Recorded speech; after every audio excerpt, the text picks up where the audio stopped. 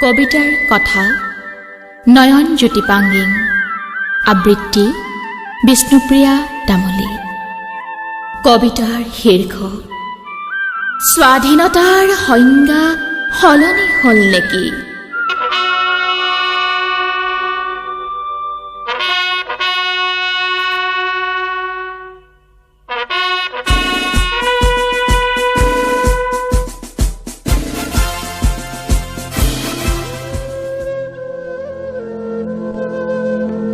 মাও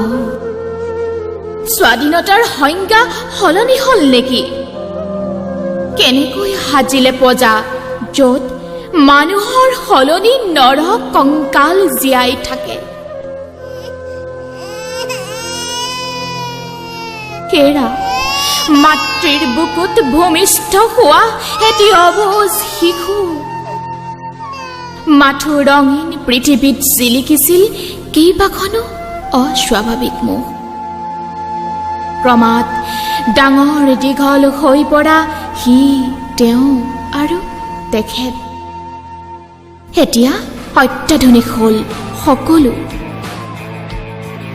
মাথো পোচাকযোৰৰ বাহিৰে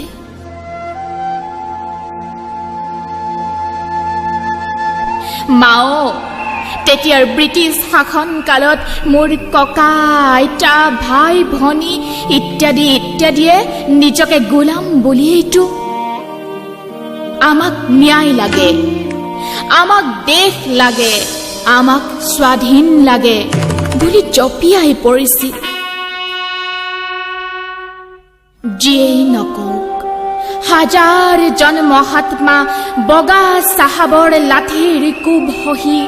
মৃত্যুক নেওচি দেশৰ বাবে দহৰ বাবে আগুৱাই গৈছে কৰবাত চিৎকাৰ ধ্বনি গুঞ্জাৰিত হৈছে তুমি মোক তেজ দিয়া মই তোমাক স্বাধীনতা দিম কাৰ বাবে নিজৰ প্ৰাণক তুচ্ছ কৰিলা কাৰ বাবে নিজৰ প্ৰাণক আহুতি দিলা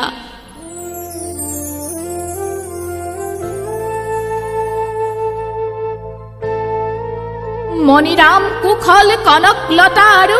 সহস্ৰজন বীৰ পুত্ৰই মাও তোমাৰে বুকু উদং কৰিলে ব্ৰিটিছে নহয় নে পৰাধীনতাৰ তিক্ত সোৱাদ চেলেকি স্বাধীন হ'ব খুজিছিল বগা চাহাবৰ শাসন গ'ল